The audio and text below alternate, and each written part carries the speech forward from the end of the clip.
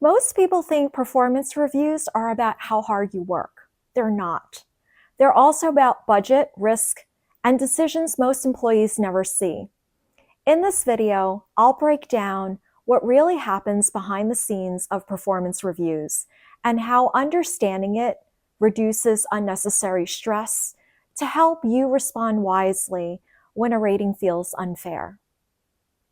Having held HR leadership roles for over 20 years, I've worked with managers at all different levels.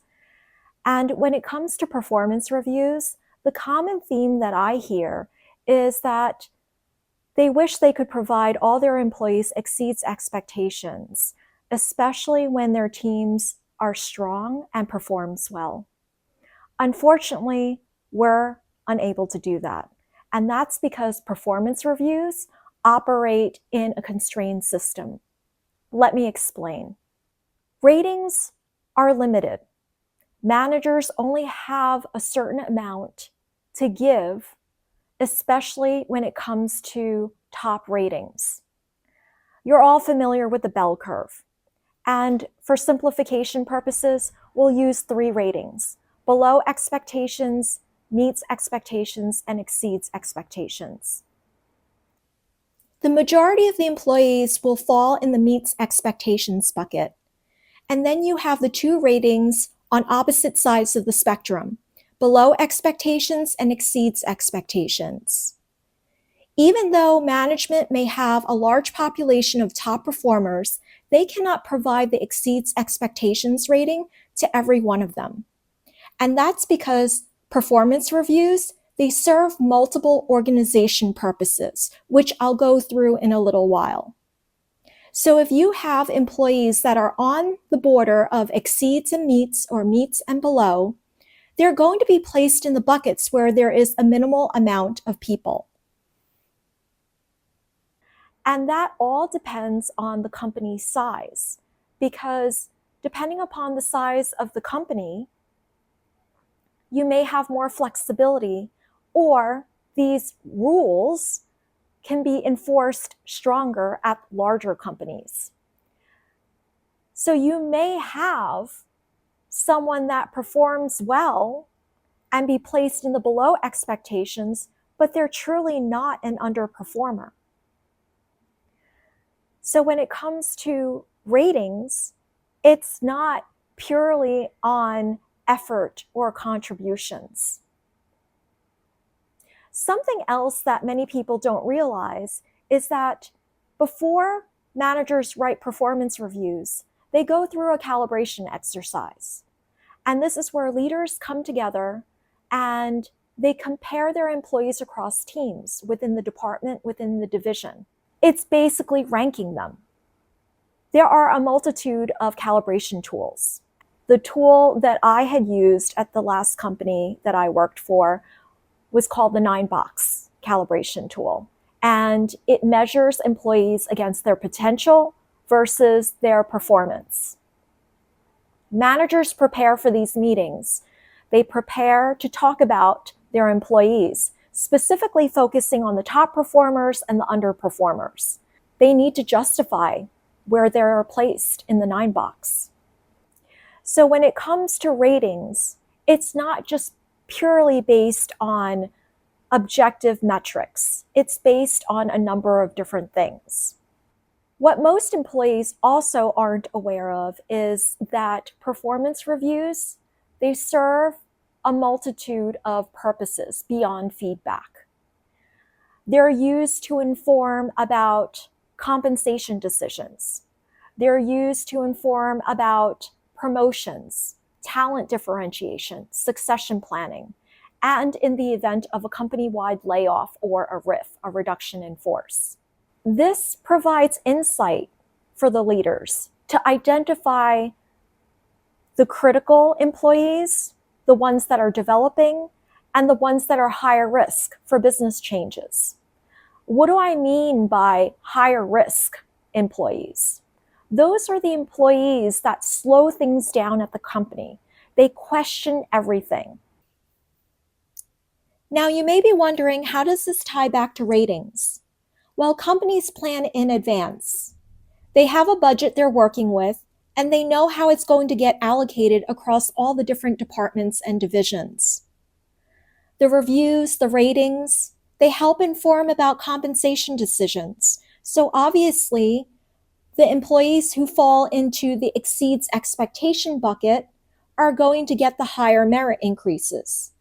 They're also going to be the ones that are eligible for promotions. And the company knows in advance whether they have retirements coming up or a company-wide layoff. And if there's a company-wide layoff, guess who's going to be the first ones exited out? You guessed it, the ones that fall into the below expectations bucket, or they fall into the underperformer category during the calibration exercise. Companies use reviews and ratings to help justify their actions. And as I mentioned earlier, companies hate risk. They don't want that liability. They're all about protecting themselves. And this is a way for them to do that. So this is where things can get really stressful for high performers, because even though a performance review is supposed to be reflective, it's not always. It can be perceived trajectory. It can be regarding leadership risk tolerance. It can include who is easy to defend or exit the company if needed. And these are things that you should be aware of. These assessments, they're not always accurate or fair. But again, this is to share with you that it could be forward-looking and strategic and not purely reflective. Performance reviews are also used for documentation and paper trails. Companies hate liability and risk. They want protection. And that is why they train their managers early on to document performance early, even before problems arise. And these are paper trails for if a company wants to exit an employee or there's a company-wide layoff or RIF. Now, I want to be clear about something here. Performance reviews, it doesn't necessarily mean that your manager is trying to get rid of you. It's just a way for managers to document. And they are operating in a constrained system, a system that protects the company first. And this is why it's such a source of stress and burnout, especially for high performers. Because when you don't understand the system, it's easy to internalize the outcome.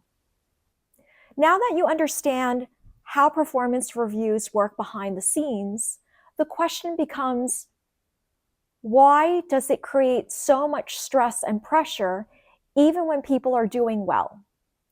And the answer is simple. The system creates chronic ambiguity and pressure. High performers operate with a very logical assumption.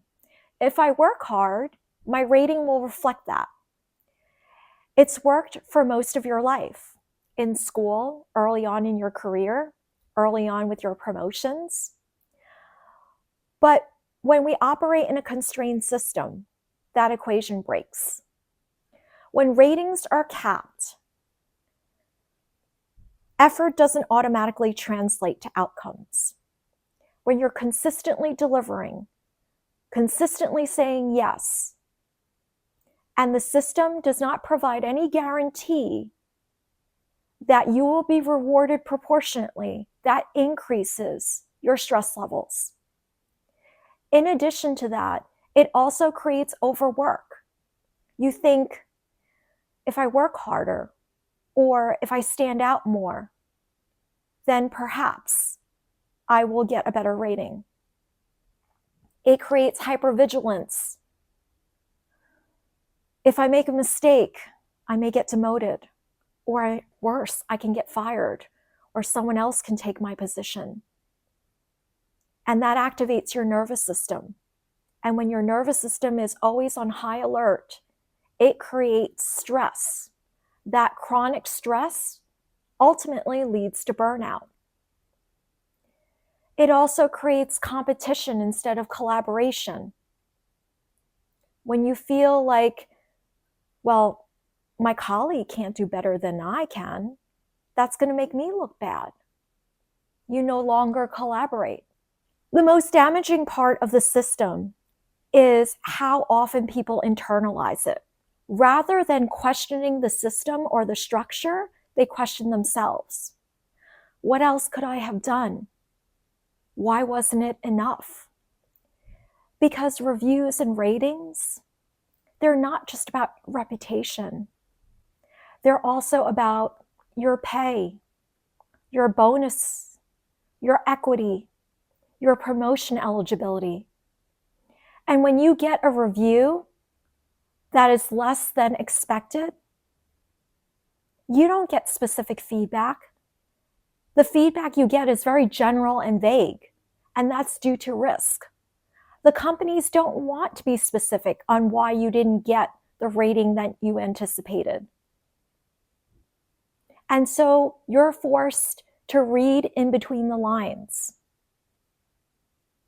And that is why I share with you on how corporate systems actually work.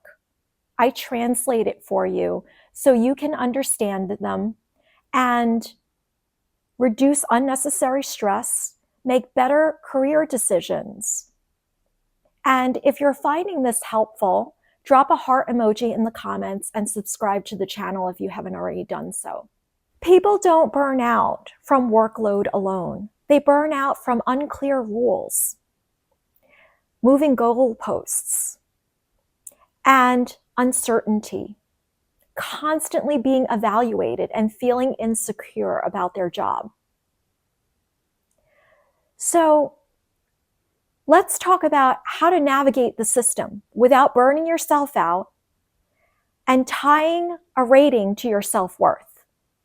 So the first and most important shift is to stop treating your performance rating like a moral judgment. It is not a verdict on your worth, intelligence, or commitment to your job. It is a data point within a constrained system. If you treat it like an identity statement, it will deplete you. It will drain your energy. If you treat it like information, it becomes something you can work with. The second shift is, instead of working harder, make your value more visible. And this goes into a multitude of layers. The first one is to clarify.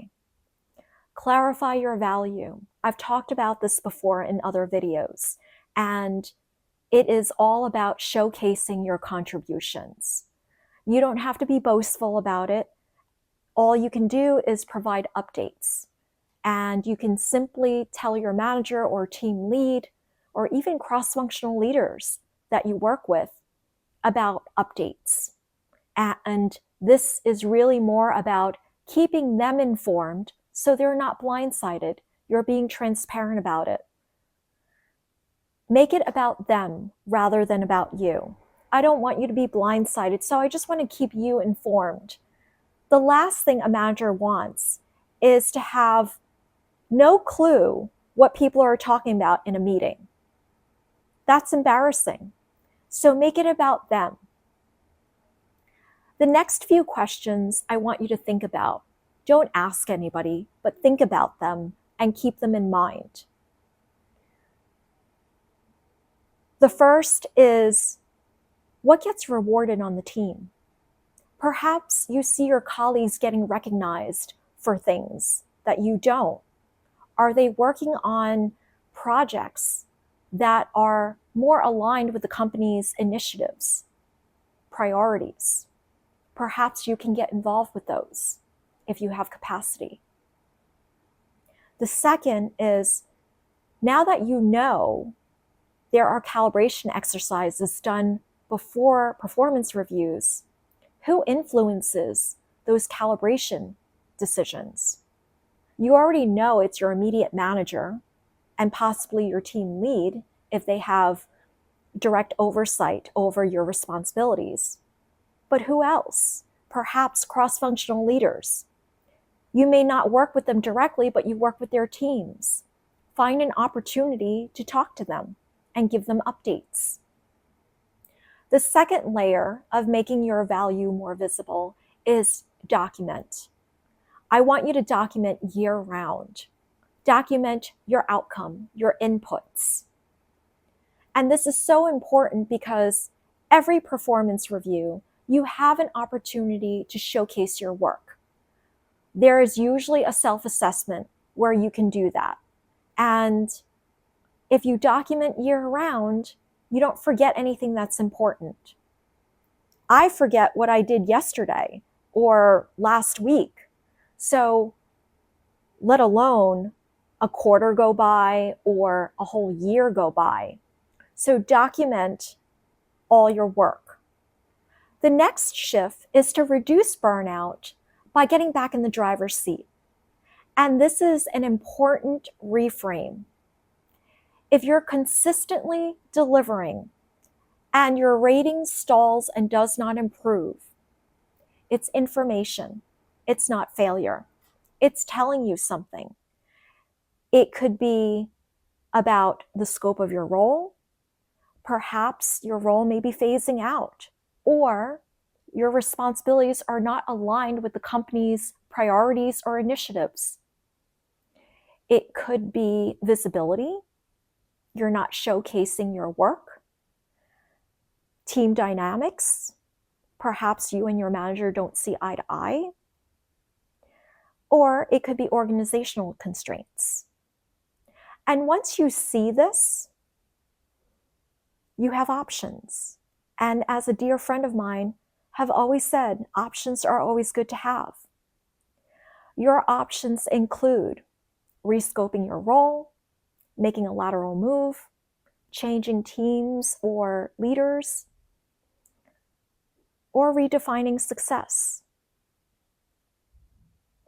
What's not sustainable is overperforming with diminishing returns, and that's what accelerates burnout. The fourth shift is to protect your identity. I cannot emphasize this enough. Do not let a review cycle define your worth, your future, or your capacity. The healthiest professionals understand this distinction. You can still play the game without letting it consume you. Performance reviews, they're not designed to be fair. They're designed to be functional. And when you stop personalizing the system and start understanding the rules of the game, you make better decisions and you reduce unnecessary stress and protect yourself from that. So I hope you found this video to be helpful. And if you did, give it a thumbs up, a heart emoji, and check out one of these videos, and I'll see you there.